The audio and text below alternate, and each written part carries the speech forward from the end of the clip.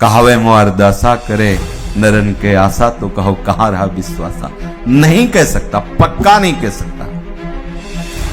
बड़ी से बड़ी समस्या में भी वो ऐसा नहीं कह सकता कि हमारा सहयोग करो। वो रोग निवारणार्थ में औषधि के लिए अर्थ चाहिए, ये यात्रा के लिए अर्थ चाहिए, या भंडारे के लिए अर्थ नहीं कहेगा हरिदास। क्यों भंडारा करेंगे तुमसे मांग के? क्यों करेंगे? हमारे पास भिक्षा की 2 रोटी है, वही भंडारा है। एक पालेंगे, एक में बंदर और चींटियों को डाल देंगे, चिड़ियों को डाल देंगे, हो गया भंडारा हमारा। हमारे आ गया है तो हो रहा है, नहीं है तो नहीं। राधे श्याम, तुमसे मांग के भंडारा क्यों? यज्ञ, हम हर समय यज्ञ में रहते हैं। जो यज्ञ है उसका सर्वश्रेष्ठ स्वरूप है जप यज्ञ। हम अपने प्रीतम के चिंतन में रहते हैं। इससे बड़ी यज्ञ कौन हो सकती है? मुझे कोई यज्ञ नहीं कराना, कोई यज्ञ का सहयोग नहीं लेना। हम तुम्हारे चंदा से साधना करते हैं क्या? हम तुम्हारे चंदा से परमार्थ बनाते हैं क्या? जब कभी कहीं ऐसी याचना अगर हमारी होती है तो हमारी वासना होती, उपासना नहीं होती। भक्तों के प्रति हम अगर ये भाव रखें तो निश्चित भक्ति रंग ला दे हृदय में।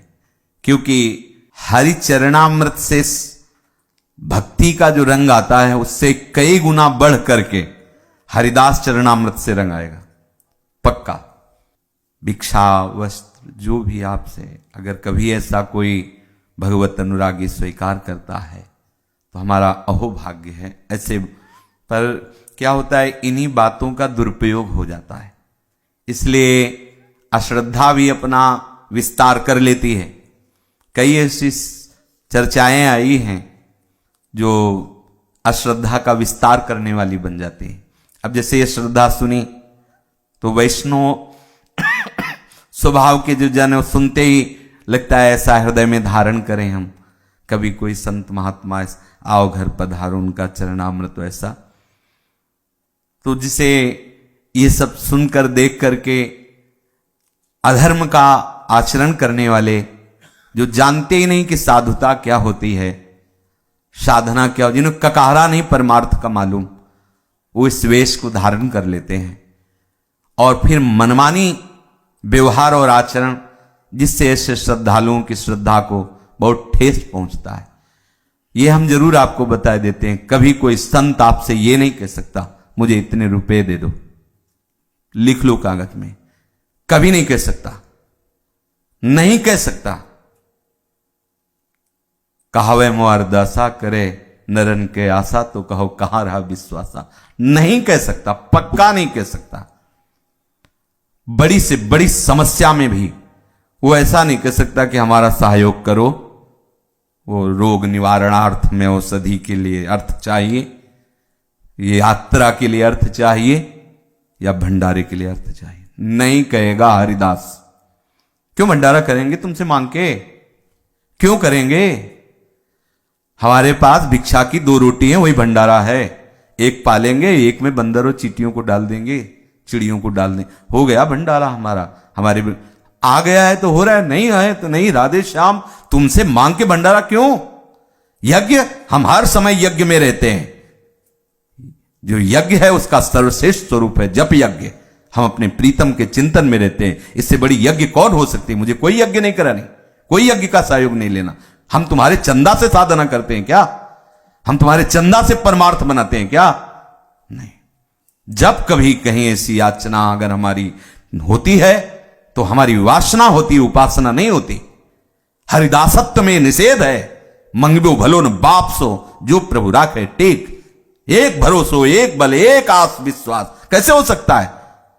वो किसी श्रद्धालु गृहस्थ के ऊपर फांसी डाल दे जाके, या आपको ये तो नहीं अपराध लगेगा भाई? ऐसे बिल्कुल कदापि नहीं। कई ऐसे भक्त जो रो के विवश होके कि क्या करूं ऐसी परिस्थिति में।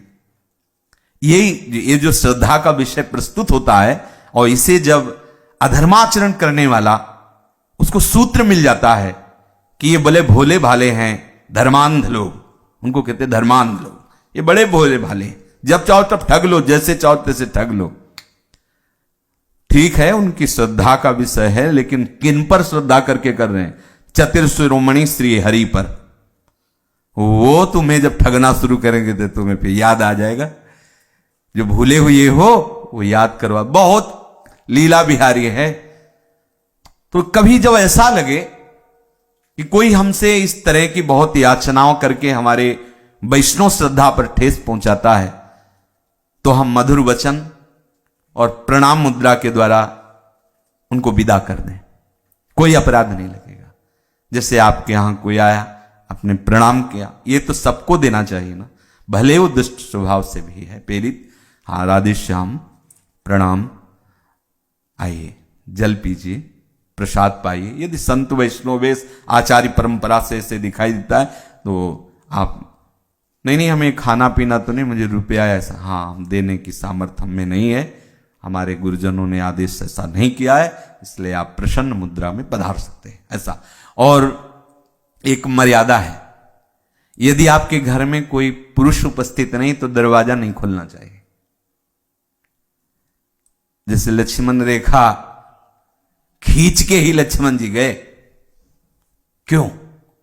प्रभु श्री राम गए तो लक्ष्मण जी को समर्पित करके गए, सावधान रहना। ऐसे ही अगर आप गृहस्थी में हैं, घर में हैं, और आपको लगा कि कोई संत आए हुए हैं और आपके घर में कोई पुरुष नहीं है, आपके पतिदेव नहीं, आपके कोई गृह मालिक नहीं, तो आपको निवेदन कर देना चाहिए। दरवाजा नहीं खुलेगा, आप इंतजार कीजिए, अगर गृह मालिक आते हैं फिर आपका स्वागत, प्रणाम, और दरवाजा नहीं खोलना चाहिए। अगर कोई ऐसे अपने गुरुजन परिचय के ऐसे हैं जिनमें गृह मालिक की सम्मति पहले से है, फिर हम आदर कर सकते हैं, नहीं तो सावधानी भी इसमें रखनी चाहिए। इसलिए प्रभु की इस प्रबल श्रद्धा के साथ ये सावधानी आवश्यक है।